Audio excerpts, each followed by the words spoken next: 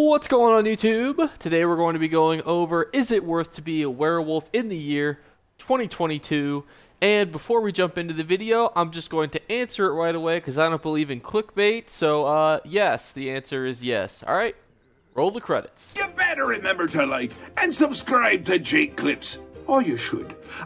However, this is obviously a more in-depth question to answer, so if you would like to know why it's worth being a vamp or a werewolf in 2022, that's what we're going to be answering today. Now, we've done the vampire video previously, and the answer was mostly no.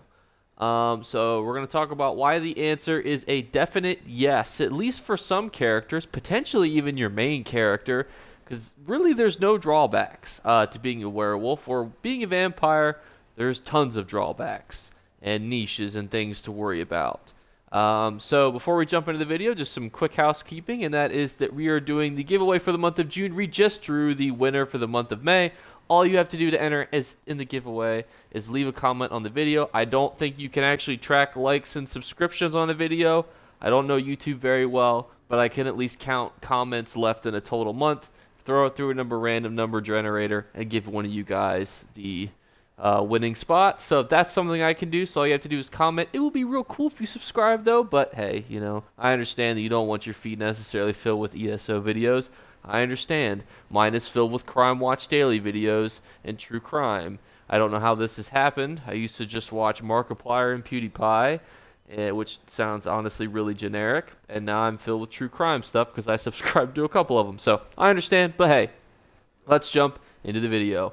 So the first part of why being a werewolf is so OP, for those of you who have not been a werewolf for so long, is actually very simple.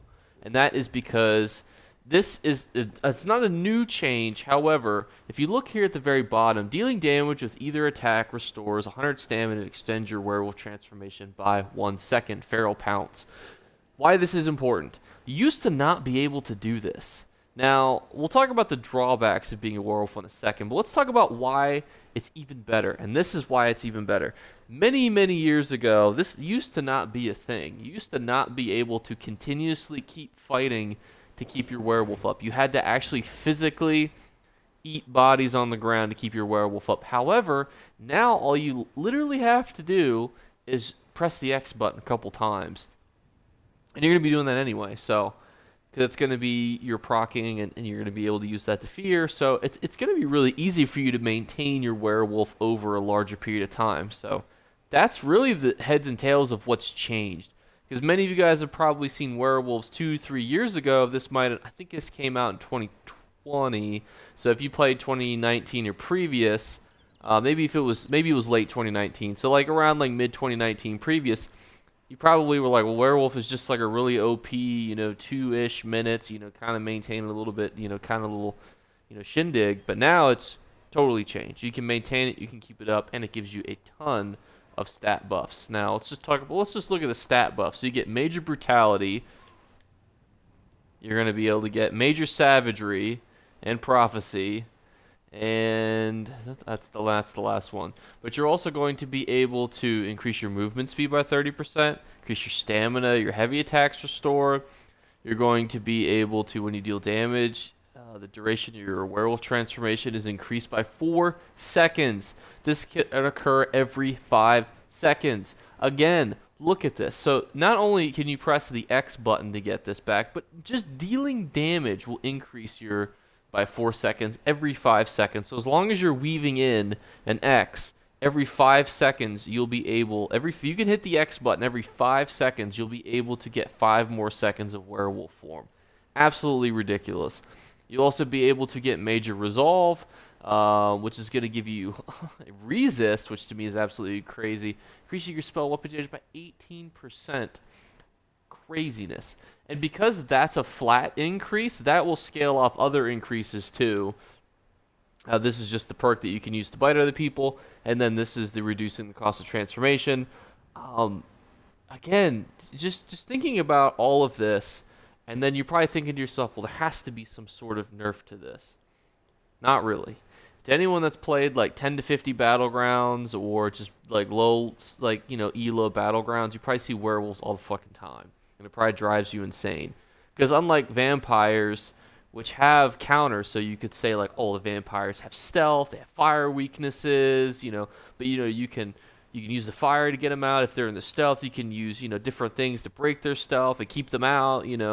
So there's counterbalances and things to them. Their costs are increased because of that. Basically, you get all of this, and then you get a slight. You take more damage from poison. That's it. And that's only when you're in werewolf form. So just think about that for a minute. I could completely unslot this ultimate skill and never be a werewolf again, but still have it in the back burner, and I would face no negative effects ever. I have heard people say that if you're not in your werewolf form and somebody hits you with like a Dawnbreaker, you still get the actual, damage that you would, like it would still calculate you as an undead. So I have heard that, but I don't know if that's true necessarily because it's very hard to test these types of things because there's so many other stats and things that the game is also calculating for. So that's a potential drawback. But again, considering that, vampires have increased costs, they have flame, damage increases, they look ugly as shit, that's a lot of drawbacks. Now granted, this guy's not beautiful, but he has a skin on too, so give him a little bit of a break here, although I do like his hair. There's really no nerf for this, and that's why I think a lot of people kind of throw shade at werewolves. There are people that throw shade at werewolves. I myself sometimes, maybe do it, I also suffer from road rage. So sometimes if I'm playing in Battlegrounds and I queue in as a solo and I get, and get in the team queue and there's a team of 4 werewolves, I just deeply sigh to myself and go, yep, this is what I've been drawn today. It happens. You'll see ball groups in Cyrodiil of werewolves. They're very annoying. People will say it's low skilled because it's 1 bar. You can see this is a 1 bar build. I've actually not used them a whole lot because I'm not a big werewolf person. I actually really wanted the dyes is the reason why I wanted to level up a werewolf, which is probably one of the most niche reasons to level up a werewolf. But hey, you get achievements and stuff for your Xbox and for your characters, and now it's character bound or character wide. So everyone can use the dyes. So hey, there's the reason you need to know. But again, so few drawbacks, so many positives to being a werewolf, so many builds, by the way. Basically, any mythical can work on a werewolf. Any of them.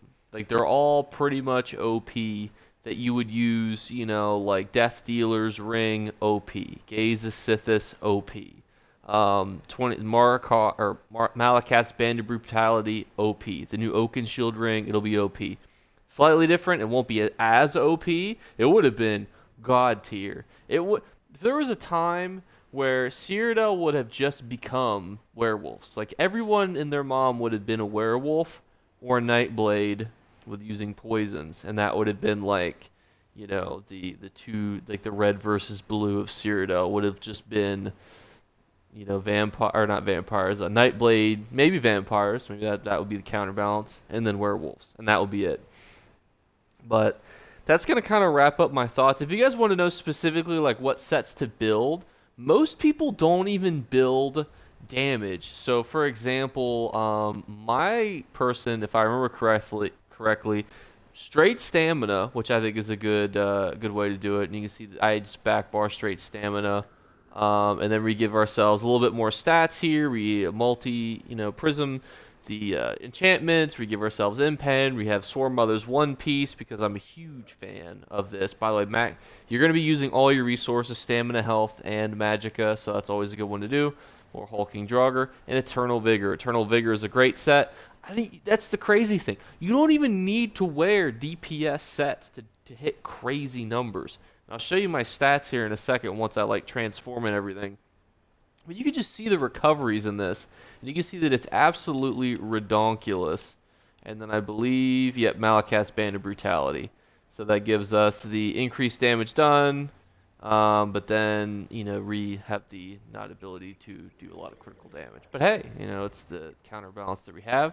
And then we will activate this Ethereum well. Fun fact, by the way, when I started to record this video, this is what it's like recording on Xbox. I forgot to put myself at a private Xbox party.